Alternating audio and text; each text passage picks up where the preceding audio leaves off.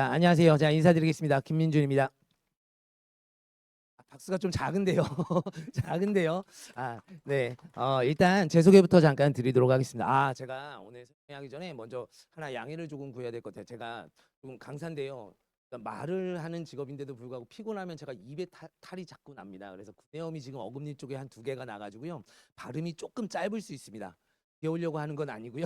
양해 부탁드립니다. 자, 가볼게요. 저는 김민준이고요. 지금 현재 마이맥에서 인간 강사로 수업 진행하고 있고요. 자, 현장 강의는 우리 남고만 하고 있습니다. 영동, 중동, 휘문 이렇게 3개 학교 하고 있고요. 그다음에 강남대성 출강하고 있습니다. 우리 영동 국어 문제는 어느 정도 어떤 유형으로 나온다라는 거 이미 알고 계실 것 같은데 우리 기본적으로 굉장히 방대한 양이고요. 그리고 교과서 베이스가 아니고 부교재 베이스로 기출, 그러니까 모의고사나 수능에 나오는 것들 중심으로 나옵니다. 그렇다 보니까 우리 기본적으로 영동에서는 수업을요. 그러니까 내신식으로 한 땀 한 땀 암기식으로 공부시켜서는 실제로 좋은 점수를 맞을 수가 없어요. 조금 이따가 제가 문제 유형도 보여드릴 건데 문제 자체도 모두 다 수능형으로 나옵니다. 그래서 기본적으로 제가 굉장히 유리한 점 중에 하나가 무엇이냐면 수능하고 내신을 모두 하고 있다라는 거예요. 강남대성에 출강하거나 또는 인강 수업을 하고 있다라는 것은 수능식으로도 아이들하고 함께 호흡하고 있다. 그렇게 생각해 주시면 될 것 같고요. 기본적으로 영동은 제가 지금 올해가 이제 11년 차입니다. 영동을 맡은 지. 제가 학교에 있었고요. 저도 학교에 10년 있었고 자사고에 있었습니다. 강남에. 그리고 나서 이제 학원 나온 지 11년 차인데 우리 첫 해부터 영동을 맡았거든요. 그래서 영동의 문제 유형에 대해서는 빠삭히 알고 있다라고 제 소개 드리고요. 자, 이제 본격적으로 내용 측면으로 조금 말씀드리도록 하겠습니다.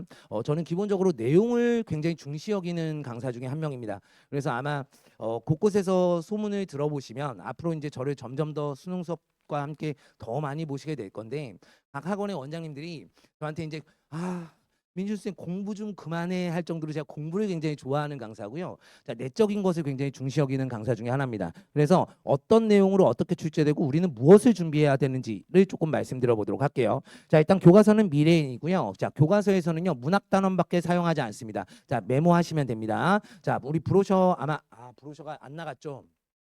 자, 교과서에서는 우리 문학만 진행합니다. 문학만 진행하고요. 나머지 단어는 안 나옵니다. 자, 그리고 부교재가 더 중요한데요. 자, 문학 부교재 작년 기준으로 풀수록 그리고 비문학 부교재 풀수록이었습니다. 자, 그런데 이 풀수록은요. 고 2, 3에 해당되는 기출 문제들이 수록된 교과서 부교재고요. 자, 여기에서 선생님들이 발췌해서 부분 진행하시는 수업이 있습니다. 그래서 우리 영동 같은 경우에는 기본적으로 제가 다른 학교들은 아예 고3마다 책을 찍어주거든요. 제 자체 교재랑 그리고 문제 교재랑 이런 것들을 찍어서 진행하는데 영동은 그럴 수가 없어요. 해마다 진도가 다 다릅니다. 그래서 매주 제가 조사해서 매주 진도 교재랑 과제를 매주 만들거든요. 그렇게 해서 수업이 진행되고요. 자, 그다음에 문법은 프린트가 나옵니다. 근데 이 프린트는요 굉장히 상세히 나오고요. 사실은 교과서 내용 플러스 알파로 나오는 것이기 때문에 아이들 입장에서 굉장히 까탈스럽습니다. 그런데 학교에서는 굉장히 간략히 수업하세요. 자, 그다음에 문학 프린트가 또 문학 작품들이 나옵니다. 자, 이 문학 작품들은요 대부분 프린트로 나올 때는 이전 교육 과정의 고2 문학 교과서에서 나옵니다. 그래서 미리 대비할 필요는 없고요. 지금 학교에서 주시는 프린트가 나왔을 때 그때 잘 대비하는 것이 훨씬 더 좋겠습니다. 자, 이게 일단 기본적으로 학교 교재들이고요. 자, 평가 구성은 그냥 보시면 되겠고요. 자, 그러면 이제 내신 1등급을 맞기 위해서 우리 영동에서 무엇을 어떻게 해야 되는가? 라는 걸 말씀드려 볼게요. 제가 4가지를 일단 먼저 뽑았습니다. 자, 일단 첫 번째, 우리 문항 구성이에요. 작년에 우리 30문제가 나오고요. 서술형 없습니다. 객관식만 나옵니다. 그리고 25점 만점입니다. 우리 영동 문제 어려운 거 이미 다 들으셨죠? 우리 평균이요 12점, 13점 이렇게 나옵니다. 그러니까 100점 만점으로 환산하면 50점 정도예요. 그러니까 아이들이요 굉장히 괴로워요.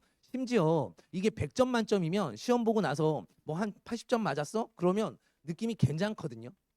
근데요 시험 치르고 나면 19점, 18점 막 이래요. 그러니까 체감적으로 굉장히 충격적입니다. 심지어 시험을 치르고 나서 그날 학교에서 답안지를 주면 돼요. 정답지를 주면 되는데 안 줍니다. 집에 간 뒤에 1시에서 2시 사이에 홈페이지에 올려주세요. 그러니까요 시험을 치르고 나서 내가 잘 봤는지 못 봤는지 내 위치를 판단할 수가 없어요. 그래서 아이들이 굉장히 힘들어하고요. 제가 그날 바로 조사하면 아이들이 선생님 다른 애들 잘 봤어요? 이게 제일 첫 질문이에요. 그러니까 아이들이 심적으로 굉장히 조금 괴로운 학교다라고 생각하시면 되고요. 자, 우리 선택형만으로 여기요. 선택형만으로 문항을 구성한다라는 건 진검승부하겠다라는 거예요. 서술형으로 조건 까다롭게 달아서 이상한 감점 나 이거 안 할 거야라는 시그널이에요. 문제가 굉장히 좋습니다.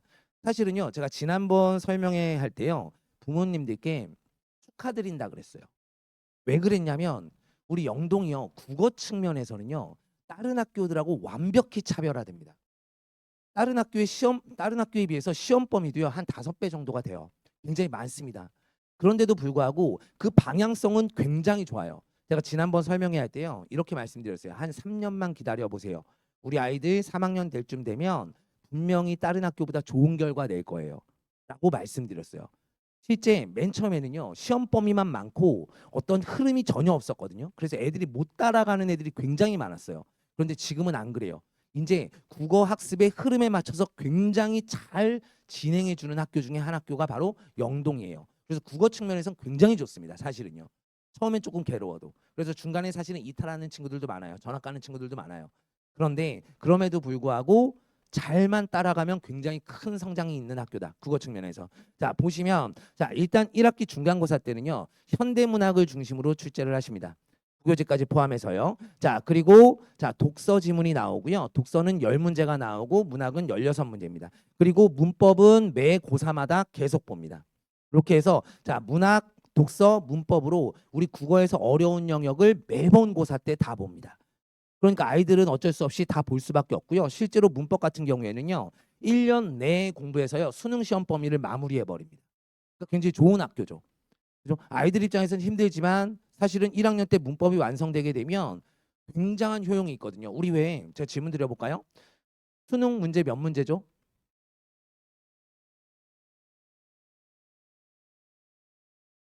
모르신다고요? 이런 정도 반응이면 제가 수업할 때 아이들한테 싸우자라고 외쳐요. 수능 문제 45문제죠. 45문제 중에서요. 오답률 10위까지 뽑으면 문법 문제가 5문제밖에 안 되는데 항상 2문제 정도가 10위 안에 들어가요. 굉장히 어려운 영역을 1학년 때 마무리한다는 거예요. 다른 학교랑 다릅니다. 다른 학교는요. 의문하고 문법 요소 그리고 중세국어 살짝만 합니다. 근데 그에 비해서 우리 영동은 문법까지 굉장히 잘해주는 학교다. 그래서 제가 종합적으로 말씀드리면 국어에서는 축하드린다. 라고 말씀드리는 거예요. 자, 그러면 포인트를 한번 보도록 하겠습니다. 자, 일단 첫 번째 포인트예요. 자, 많은 시험 범위예요. 이거는요. 아이들한테 부담될 수밖에 없습니다. 자, 문학, 독서, 문법까지 자, 우리 학교 여느 학교에 거의 한 5배 가량이 됩니다. 그래서 많은 시험 범위라서 이거는요. 보세요. 우리는 문제 유형을 보고 우리가 행해야 되는 거, 캐치해야 되는 건 뭐냐면 우리가 어떻게 해야 될까인 거잖아요. 제가 진도 나가면 첫 주부터 그 주 다음 주 시험 보는 것처럼 그 주 분량을 끝내야 됩니다. 그래서요 제가 과제를 조금이라도 안 해오면 그 다음 주에 주중에 무조건 부릅니다. 그렇게 해서 과제까지 완벽하게 해서 그 주 분량을 다 끝낼 수 있어야 돼요. 진도 나가는 분량도 적지 않습니다. 그렇게 해서 완벽하게 학습해야 되고요. 자, 그다음에 두 번째입니다. 자, 문학부교재 교과서 이상의 비중입니다. 자, 우리 실제로 학기마다 1학기 중간고사, 2학기 중간고사만 교과서 작품이 나오고요. 나머지는 다 부교재예요. 그러니까 부교재 분량이 더 많은 겁니다. 그래서 자, 부교재는 교과서 분량 이상으로 집중해야 된다라는 거고요. 자, 그다음에 세 번째 독서 부교재입니다. 자, 우리요. 제가 질문 드려볼게요. 원래 정상적으로 한다면 자, 독서랑 문학을 놓고 본다면 뭐가 더 어려워야 정상이에요?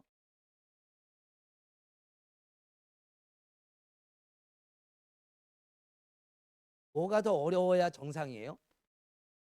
문학이 더 어려워야 돼요. 맞나요? 문학은 비유적이기도 하고요. 함축적이기도 하고요. 상징적이기도 해요. 그 표현을 겉으로 드러내주지 않는다고요. 그런데 설명문이나 논설문 같은 경우에는 아주 논리적인 글 아니에요? 설명하는 거 아니냐고요. 주장하고 나서 그 근거를 대거나 설명을 하고 나서 부연하는 거잖아요. 그죠? 그렇게 되면 이게 더 쉬운 것이 맞다고요. 그런데 아이들은요. 독서를 더 어려워합니다. 왜일까요? 뭐?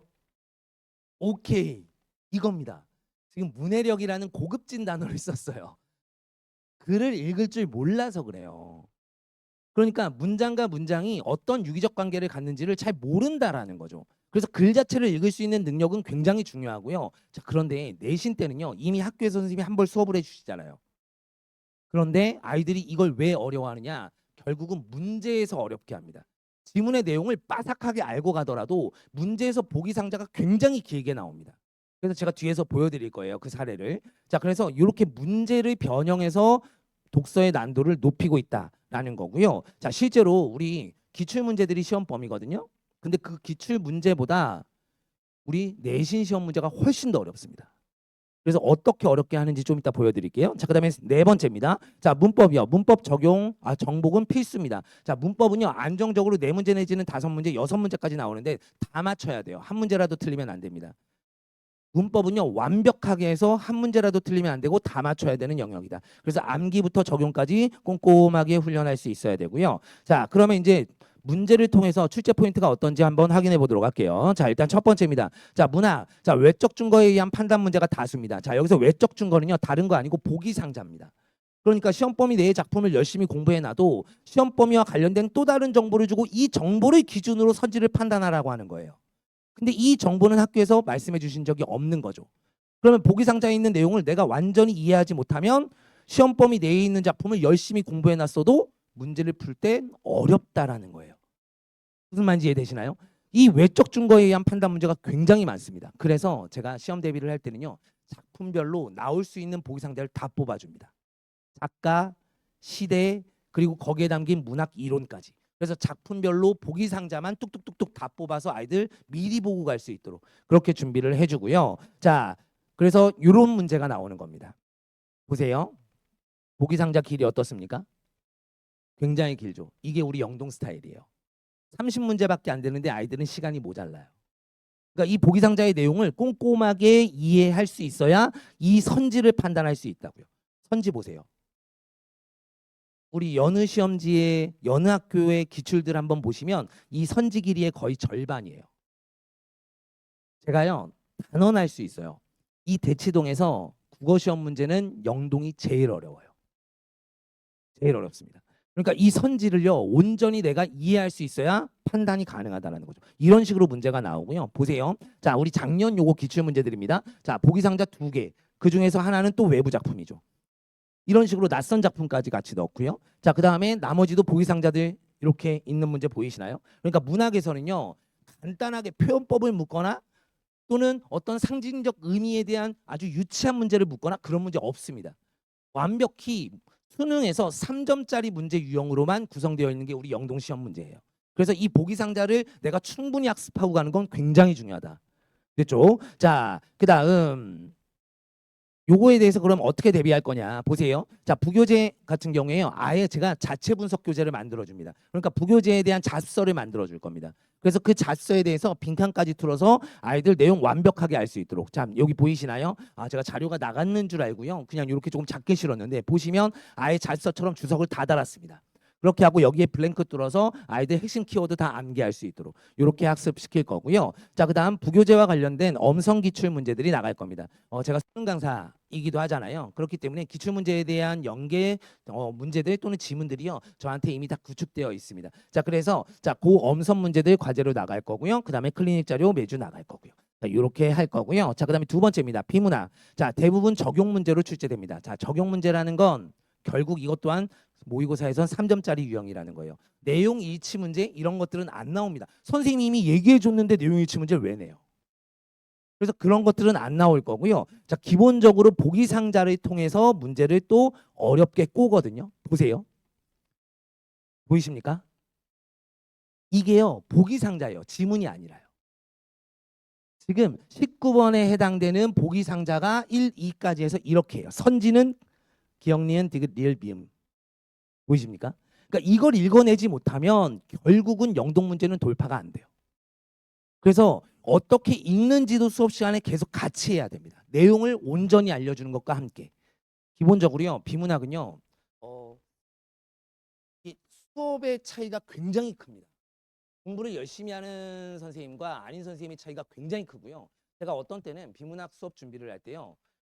한 지문 가지고 일주일 정도를 제가 공부할 때도 있어요. 저도 논문 찾아보고요. 영상 찾아보고요. 또 백과사전 찾아보면서 이렇게 공부를 하거든요. 그렇게 해서 배경 지식까지 전달하고 이런 사례들을 보여줬을 때 결국 결과가 나옵니다. 그래서 우리 보기 상자가 굉장히 길어서 시간이 모자랄 수 있다. 그리고요 한 가지 더. 이걸 읽어내더라도 실제 지문을 읽을 시간은 없는데 시험 범위 내에 그 내용을 하나라도 모르면 안 돼요. 나올 부분은 뻔해요. 아이들이 이해 못하는 문장은요, 몇 문장이 뻔히 보이거든요. 그거에 대해서 명확하게 알아야 됩니다. 그래서 한 문장도 이해되지 않는 문장이 있으면 안 됩니다. 그래서 완벽하게 제가 한 문장 한 문장 뜯어서 다 설명하면서 넘어가고요. 자, 이런 문제도 보시면 계산 문제까지 이렇게 출제가 된다라는 겁니다. 자, 여기도 보기 상자 보이십니까? 선지 길이 보이십니까? 이런 문제 유형이라는 거죠. 자, 그래서 한 문장도 이해되지 않는 문장이 없도록 완벽히 이해해야 된다라는 거고요. 자, 여기에 대해서는 제가 아이들하고 어떻게 연습할 거냐면요. 자, 독서 지문 분석 교재가 나갈 거고요. 그다음에 핵심 빈칸 암기 자료가 나갈 겁니다. 자, 보시면 이런 식입니다. 자, 일단 지문이 있으면 문단별로 아이들 구조도 그리고 연습, 요약할 수 있도록 이런 자료가 나가고요. 자, 그다음 두 번째 보시면 제가 아예 문단별로 다 구조도 그려서 요약해 놨습니다. 그러면 여기에 이제 빈칸을 뚫어서 아이들 내용 다시 한번 다질 수 있도록. 거기에 자, OX 문제로요. 지문마다 거의 한 150문제씩 만듭니다. 선지 변형 다 할 겁니다. 문제에 있는. 이렇게 해서 지문마다 이렇게 변형된 OX 문제가 나갈 겁니다. 요 보기 상자 요 내용까지도 반영한 OX 문제. 이렇게 해서 나갈 거예요. 그래서 아이들하고요, 내용 완벽하게 하면 선생님 저 OX 문제만 가지고도 충분히 다 지문 이해됐어요 할 정도로 피드백이 옵니다. 그렇게 해서 완벽하게 학습할 거고요. 자, 그다음 문단별로 요약까지 나가고요. 변형 문제 또 나갈 겁니다. 그렇죠? 자, 그러니까 시중에 있는 뭐 어중이 떠중이 쉬운 그런 변형 문제들 아니고요. 우리 연구실에서 아예 지문을 가지고 우리 연구쌤하고 저하고 골똘하게 만드는 우리 영동 스타일의 맞춤 문제가 나갈 겁니다. 그런 문제로 아이들하고 학습하게 될 거고요. 자, 그다음에 세 번째입니다. 자, 문법 범위는요, 상당해요. 그런데요, 여기서 아이들이 이제 굉장히 힘들어하는 것 중에 하나입니다. 뭐냐면 시험 치르기 한 2주 전쯤에 항상 문법이 들어갑니다. 근데 문법 수업을요, 한 번 내지는 두 번밖에 안 하세요. 학교 수업 50분이잖아요. 근데 범위는 굉장히 많아요. 굉장히 많습니다. 그러니까 제가 수업을 하면 보통 3시간짜리 수업을 한 번 내지는 두 번까지도 해야 되는 양을 학교 선생님은 50분짜리 두 번으로 끝내신다고요. 그래서 거의 애들 반응이 어느 정도냐면 선생님이요, 그냥 프린트 읽어주고 끝내세요. 이런 정도의 반응이에요. 더군다나 뒤쪽에 하시기 때문에 시험을 앞두고 하시기 때문에 아이들 입장에서는 숙성시킬 시간이 없어요. 그래서 문법은요, 제가요, 시험 범위가 정해지면 아예 선행해서 먼저 합니다. 3주차 내지는 4주차가 되면 아예 먼저 제가 문법 수업을 선행해서 하고요. 그 선행해서 한 수업에 대해서 계속해서 누적 과제 주어서 아이들 잊지 않고 감 잡을 수 있도록 그렇게 진행을 할 겁니다. 자, 그리고 문법 문제도 이렇게 보기 상자가 나온다는 거. 우리 영동은요, 무조건 보기 상자예요. 보기 상자 없는 문제보다요, 있는 문제가 2배 이상 많습니다. 그래서 보기 상자 문제가 관건이다라는 거고요. 자, 문법은요, 제가요, 문법 수업을 굉장히 또 잘합니다. 이과였기도 하고요, 실제. 그래서 문법이나 독서 이런 부분들에서는 굉장히 강점이 있는데요. 자, 보시면 아예 문법은요, 아이들 시험 범위 내용을요, 제가 자체 교재로 먼저 수업을 진행을 할 겁니다. 학교 프린트가 간략하기도 하고요. 그리고 교과서 내용도 굉장히 부실합니다. 사실은요. 그래서 제 자체 교재로 수업을 할 거고요. 자, 얘는 필기본입니다. 이 필기본은 뭐냐면 학교 수업 내용하고 제 수업 내용을 선생님별로 제가 매주 아이들 필기를 걷거든요. 그렇게 해서 학교 수업 내용, 제 수업 내용을 모두 반영한 필기본으로 다시 만들어 줄 겁니다. 그러면 아이들이 핸드북처럼 들고 다니면서 언제라도 암기하면서 공부할 수 있도록 이렇게 자료가 나갈 거고요. 자, 그다음 자, 엄성 기출 문제 나갈 거다. 자, 강남국 내신 기출 10개년치 다 풀리게 될 거고요. 그다음에 수능 기출, 학평 기출 문제들 다 풀 수 있도록 할 겁니다. 거기에 플러스 EBS 기출 문제까지 다 풀릴 겁니다. 그렇게 해서 아이들 순차적으로 조금씩 고난도 문제로 올라가면서 감 잡으면서 우리 문제에서 시험 때 굉장히 쉽게 느끼도록 그렇게까지 학습을 하도록 할 거고요. 자, 이렇게 하면 제가 준비해서 아이들하고 할 자료를 말씀드린 거고요. 자, 이렇게 세 가지로 제가 분류해 놨습니다. 첫 번째, 많은 시험 범위. 첫 주차부터 마치 다음 주 시험인 것처럼 공부해야 된다. 자, 그다음에 두 번째, 외적 증거에 대한 대비가 우리 영동에선 가장 중요하다. 자, 그리고 세 번째, 문법은 누적과 같다. 다 연계되어 있습니다. 이거 연계되어 있다라는 거 어떤 표현이냐면 이런 겁니다. 제가 질문 드려볼게요. 제가 자주 드리는 질문인데, 아이가 집에 왔어요. 근데 어머니가 안 보여요. 그래서 어머니를 찾아요. 엄마 어디 계세요? 했어요. 근데 어머니가 답하십니다. 엄마 부엌에 있어 1번, 엄마 부엌에 있어 2번. 1번입니까? 2번입니까? 엄마 부엌에 있어 1번, 엄마 부엌에 있어 2번. 2번 맞나요? 2번 맞나요? 자, 보세요. 제가요, 이거 뭐 때문에 질문 드리는 거냐면 부엌에라고 발음하는 게 맞거든요. 그 이유는 에라는 녀석이 조사로서 형식 형태소예요. 모음으로 시작하는 형식 형태소 앞에 있는 종성은요, 연음 처리가 되거든요. 그래서 부엌개가 아니라 부엌캐로 발음하는 것이 맞다라는 거예요. 근데요, 문제는 뭐냐면 교과서나 학교 수업에서는요, 음운 변동을 할 때 형태소 개념은 하지 않으세요. 그러니까 실질 형태소, 형식 형태소에 대해서는 따로 말씀하시지 않는다고요. 조사, 접사, 어미만 해도 그 분량이 굉장히 많은데 이것들에 대해서 수업하시지 않는다고요. 그래서 이 내용들까지 온전히 해야 음운 변동도 하는 겁니다. 그래서 문법은요, 실질적으로 누적과 같다라고 생각하셔야 돼요. 그래서 중간고사에 잘 안 나오죠? 그러면 기말고사도 잘 안 나옵니다. 그래서 처음부터 아주 오개념 없이 정확하게 잘 잡아야 된다라는 거고요. 자, 그러면 마지막입니다. 안내드리고 마무리할게요. 자, 요런 자료들을 가지고 할 겁니다. 자, 심화 변형 문제고요. 자, 그다음에 주차별로 매주 제가 테스트 치를 겁니다. 자, 이 테스트 내용은요, 우리 전주차의 과제 그리고 수업 내용까지 반영한 우리 테스트를 치를 거고요. 자, 이 테스트는요, 제가 80점 기준으로 통과하지 못하면 주중에 의무적으로 클리닉을 와야 합니다. 자, 그리고 세 번째, 직전에 본다. 아이들이 이 자료 굉장히 좋아하는 자료입니다. 제가 시험 전날 아이들하고 함께 정리하는 자료거든요. 제가 어쩌면 내신 대비 기간 중에 가장 공들이는 자료가 이 자료인데요. 하루 전날 압축적으로 아이들이 정말 나올 것들을 정리해야 되는 거잖아요. 그렇다고 해서 그냥 등한시해야 뭐 안 나올 것 같다고 해서 등한시해도 안 되는 내용들이 분명히 있잖아요. 그래서 그 내용들을 종합적으로 한 번에 내놓는 자료인데 아이들이요, 이거 딱 주고 나면 저한테 이런 반응을 보여요. 선생님, 이거 좀 진작 주셨으면 너무 좋았잖아요. 이런 얘기를 하거든요. 근데 진작 줄 수가 없어요. 시험 범위가 확정되는 게 있는데요. 그죠? 우리가 진도가 나가고 나서 이 자료를 보니까 좋은 거지 미리 준다고 해서 좋지 않거든요. 그래서 이 자료는요, 아이들 굉장히 좋아하는 자료고요. 제가 그래서 사실은 잘 오픈하지 않는 자료 중에 하나입니다. 매번 다시 만들기도 하고요. 자, 그리고 아이들하고요, 모의고사를 치를 겁니다.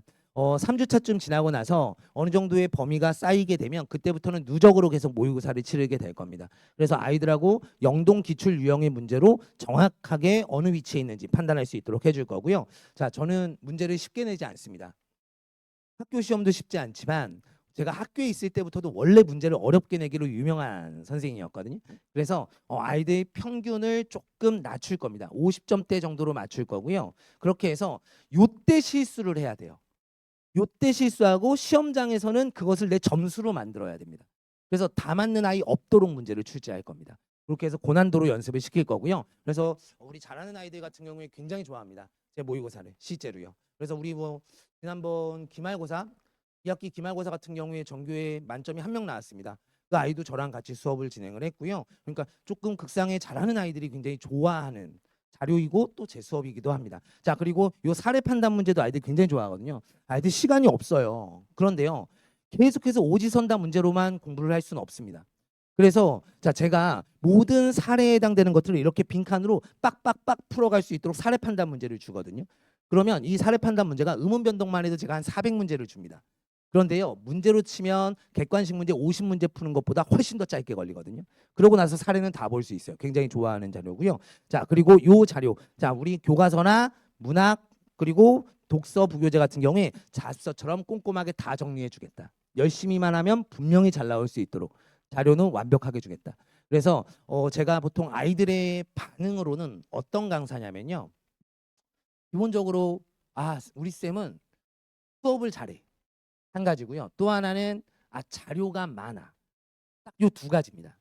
요 두 가지입니다. 그래서 나중 되면요, 우리 2학년쯤 되면 우리 영동 같은 경우에는요, 하이스트 아이들 다 저한테 와 있거든요. 처음에는 이제 쉽게 막 이렇게 조금 재밌게 이렇게 가는 수업들을 선호하다가 나중 되면 2학년쯤 되면 하이스트 아이들이 거의 다 저랑 수업을 진행을 하거든요. 그 이유가 저는 아이들 쉽게만 가르쳐 주지 않습니다. 나올 것들을 정확하게 짚어야 되니까요. 그래서 조금은 아이들하고 심도 깊게 수업을 진행을 한다라고 생각해 주시면 됩니다. 자, 수업은요, 이렇게 할 겁니다. 일단 주중 클리닉은요, 자, 화요일하고 목요일 이틀 진행을 할 거고요. 자, 우리 테스트 미흡하거나 과제 미흡하거나 이러면 제 개인 실장님이나 우리 수석 조교쌤이 지속적으로 계속 연락할 겁니다. 아이가 연락 안 받으면 부모님한테도 계속 갑니다. 그렇게 해서 자, 우리 화요일 목요일 클리닉 올 수 있도록 할 거고요. 자, 그다음에 24시간 저한테 질문 언제라도 합니다. 제가 성격이 못된 면이 있어요. 지금 되게 얌전해 보이잖아요. 제가요, 승부욕이 어마무시합니다. 그래서 운동할 때도 많이 다치고요. 근데 우리 24시간 내신 기간에는요. 제가 질문을 거의 제가 다 받습니다. 그래서 제가 사실은 통신사에서 제 폰을 정지시킬 정도로 스팸 문자 보내는 줄 알고요. 하루에 문자가 300개 넘으니까 정지시키더라고요. 근데 못된 면이 뭐냐면 제가 숫자 1을 잘 못 봅니다. 앱에 왜 1 있으면 이걸 눌러보고 싶은 거 너무 눌러보고 싶잖아요. 그래서 제가 수업 시간 아니면 거의 즉답하고요. 새벽에 보내더라도 제가 자고 있으면 그 다음날 오전까지는 다 답합니다. 그렇게 해서 우리 질문할 때 어려움 없도록 이렇게 할 거고요. 자, 그다음 아이들 개인적으로 상담하면서 중간쯤 되면요. 제가 3주차, 4주차 넘어가면 아이들 수준별로 개별 상담 1대1로 다 할 겁니다. 그렇게 해서 부족한 거 보완할 수 있도록 할 거고요. 자, 마지막으로 제가 카카오톡 채널을 운영하고 있습니다. 그래서 부모님들 조금 또 아이들도 마찬가지 전화해서 뭔가 얘기하기 조금 불편한 것들 그냥 채널을 통해서 계속 문의하실 수 있도록 그렇게 하면 우리 실장님하고요. 수석조교쌤 그리고 저까지도 같이 채널 보면서 이런 것들을 해결해 드릴 거고요. 자, 그리고 수업 끝나고 나면 제가 이런 내용들을 이제 보내드리거든요. 주차별로 수업 내용이 어땠습니다. 이런 것들 보내드리고요. 테스트 결과 그리고 과제 성취도 그리고 개인별 전달 사항 또 개별 상담 문의 이런 것들에 대해서 자 항상 안내를 드리는데 자 이렇게 채널로 발송이 될 겁니다. 카카오톡으로 발송이 되고요. 자 이렇게 뭐 이런 부분 이렇게 눌러 보시면 우리 아이가 이번 주에 어떤 수업을 했다. 이거요. 한 주 동안 수업하고 나면 제가 굉장히 공들여서 쓰거든요. 이번 주에는 아이들 힘들었습니다. 좀 맛있는 것 좀 해주세요. 다음 주에는 패스페일 테스트가 있어요. 아이들 함께 갈궈주세요. 뭐 이런 것들 여기 써 있거든요. 근데 부모님들이요 여기는 안 읽으세요. 여기요 과제도 적혀져 있고요. 개인별 전달 사항도 적혀져 있고요. 전체 전달 사항 이런 거 다 있거든요. 여기는 안 읽으시고 우리 아이 여기만 봅니다. 우리 아이 몇 점인가? 과제했나? 이건요 제가 관리할 겁니다. 제가 관리해서요 잘 안 되면요 부모님들께 계속 연락드리고요 이렇게 될 거거든요.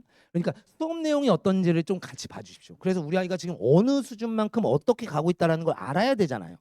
그죠? 그래서 그 부분을 조금 잘 봐주시고요. 그다음에 모의고사를 치르게 되면 이렇게 누적으로 우리 아이 위치가 어떤지 클래스 최고점 평균 우리 아이 위치 이렇게 누적으로 보실 수 있게 이렇게까지 발송 드리도록 할 겁니다. 자 이렇게까지 말씀드리면 제가 전달 드리려는 내용은 다 말씀드렸고요. 우리 영동이 제가 아까도 말씀드렸지만 굉장히 좋은 학교예요. 국어 측면에서는. 그래서 아이들 계속 조금 격려해 주시고 독려해 주셔서 잘 따라갈 수 있도록 학교 수업만 잘 따라가도 여느 학교 애들의 수능 공부하는 것만큼 충분히 커버가 됩니다. 이건 진심이에요. 아이들도 있지만 쌤 정말로 진심으로 하는 말이야. 그래서 우리 학교 수업만 잘 따라가도 충분히 커버가 되거든요. 그러니까 내신 때 정말 죽고 살고 해서 정말 좋은 결과를 맺을 수 있도록 거기다가 제가 아이들한테도 제가 사실은 어제 예비고일 수업을 중강을 했거든요. 마지막 인사말로 이렇게 했어요. 뭘 했냐면 그러니까 다른 이야기도 했지만 뭘 했냐면 내신은요. 제가 학교에 있었잖아요. 1학년 첫 내신이 가장 중요합니다. 1학년 첫 내신에 어느 정도의 위치를 딱 잡아야지 국어는 그럴 수 있거든요. 분명히. 다른 과목은 안 되는 과목들이 있지만 국어는 그럴 수 있어요. 고사마다 범위가 다르니까요. 그래서 고사 때마다 열심히 하면 분명히 결과가 나올 수 있단 말이죠. 그래서 첫 내신의 그레이드를 딱 잡아야지만 그래야 그게 유지되지 밑에서 치받아 올라가는 건 굉장히 어렵습니다. 제가 10년간 학교에 있으면서 밑에서 치받아 올라가면서 정말 드라마틱하게 변화가 있었던 아이를 본 적은 거의 없어요. 1년에 1명, 2명 볼까 말까 합니다. 아이들이요 중간고사를 조금 못 보고 오면요 저한테 그래요. 그다음 기말고사 보러 가면서 선생님 저 이번에 진짜 열심히 했어요. 제 눈에도 정말 열심히 했어요. 이번에 시험지 찍고 올게요. 해요. 그러고 나서 왔을 때 찢은 아이도 있지만 못 찢은 아이들이 더 많아요. 사실은. 왜 그런지 아세요? 이 아이가요 중간고사보다는 분명히 더 열심히 했어요. 근데요 그 위에 있는 애도요 중간고사보다 기말고사에 더 열심히.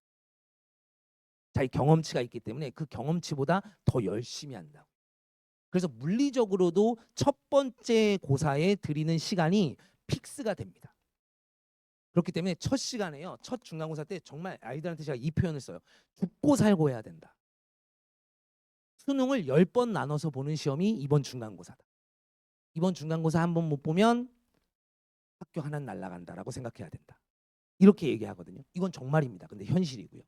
그래서 수능을 10번에 나눠보는 한 번의 시험이니까 굉장히 중요한 시험이에요. 저도 그 중요성을 알고 잘 준비하도록 하겠습니다. 이렇게까지 하겠습니다. 김민준이었습니다.